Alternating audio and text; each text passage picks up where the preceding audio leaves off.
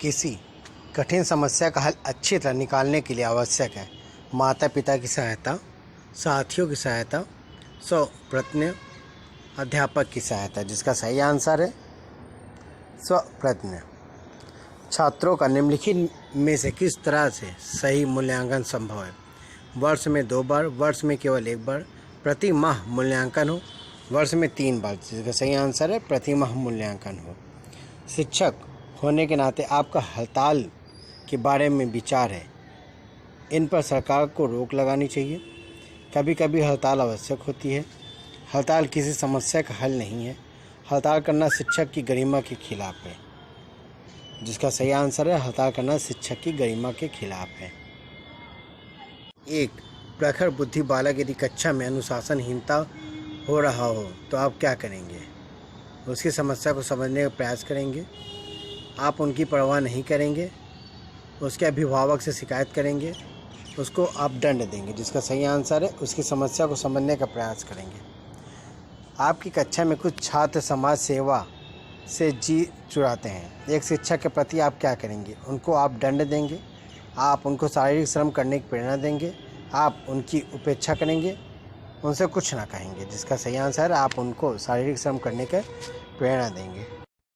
कमज़ोर विद्यार्थियों के शैक्षिक स्तर को आप कैसे ऊपर उठाएंगे?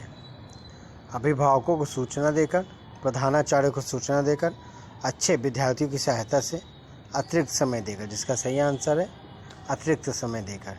श्याम पट्ट को शिक्षण साधन सामग्री के किस समूह में अंतर्भुक्त किया जा सकता है? दृश्य साधन, दृश्य श्रव्य साधन, श्रव्य साधन, उपरोक्त सभी। जिसका सही आंसर है उपरोक्त सभी। निम्नलिखित में से कौन शिक्षण अधिगम का स्तर नहीं है? स्मृति स्तर, चिंतनशील स्तर, समाज स्तर, विभेदीकरण स्तर। जिसका सही आंसर है विभेदीकरण स्तर। शिक्षा का सत्तावादी स्तर है छात्र केंद्रित, शिक्षक केंद्रित, अनुभव केंद्रित, प्रधानाध्यापक केंद्रित। जिसका सही आंसर है शिक्षक केंद्रित।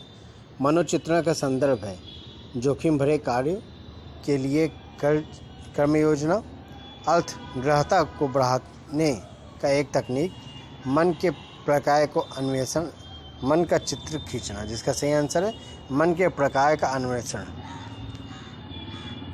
मानवीय मूल्यों को जो प्रकृति में सर्वत्रित है के विकास का अर्थ है अंगीकरण, मात्रारोपण, अभिव्यक्ति या अनुकरण। जिसका सही आंसर है अभिव्यक्ति। विद्यालय में विद्यार्थियों को कैसे अभिप्रेरित करना चाहिए? उचित है प्रासंगिक अध्ययन द्वारा, चुने हुए अध्ययन द्वारा, सशक्त अध्ययन द्वारा, गहन अध्ययन द्वारा। जिसका सही आंसर है डी। आपकी कक्षा में एक छात्र देर से आता है, आप उसे दंड देंगे, उसके अभिभावक को सूचित करेंगे, उस पर कोई ध्यान नहीं देंगे, कारण जानने की चेष्टा करेंगे। जिसका सही आंसर है कारण जानने की चेष्टा करेंगे। श्याम पट्ट पर लिखते समय सबसे महत्वपूर्ण क्या है?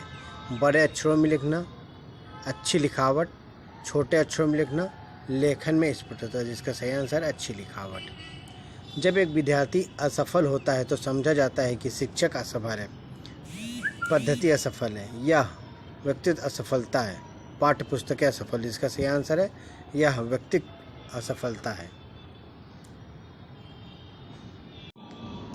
सकारात्मक दंड का निम्न में से कौन सा उदाहरण है? मीन मेख निकालना बंद करना, मित्रों द्वारा उपहास, मित्रों के साथ समय बर्बाद करना, ये सभी। जिसका सही आंसर है मित्रों द्वारा उपहास। विद्यालय से विद्यार्थियों को भाग जाने का कारण है समस्या के प्रति शिक्षकों का निर्दय अभिवृत्ति, विद्यार्थियों में अध्ययन में रुचि का अभाव, विद्यार्थियों को दंड नहीं देना, कक्षा शिक्षा में रुचि का अभाव। जिसका सही आंसर है समस्या के प्रति शिक्षकों का निर्दयी अभिवृत्ति। निम्न कक्षाओं में शिक्षक की खेल विधि आधारित है शिक्षक की विधियों के सिद्धांत पर, शिक्षा के सामाजिक सिद्धांतों पर, विकास एवं बुद्धि के मनोवैज्ञानिक सिद्धांत पर, शारीरिक शिक्षा कार्यक्रम के सिद्धांत पर। जिसका सही आंसर है विकास एवं बुद्धि के मनोवैज्ञानिक सिद्धांत पर। अधिगम के प्रथम में अभिप्रेरणा है नए सीखने वालों के अधिगम के लिए रुचि का सृजन करना, सीखने वालों की स्मृति को तेज बनाता है, पुराने अधिगम से नए अधिगम को विभेदित करता है। एक दिवसीय रूप से सोचने में सीखने वालों को प्रस्तुत करता है, जिसका सही आंसर है नए सीखने वालों का अधिगम के लिए रुचि का सृजन करता है।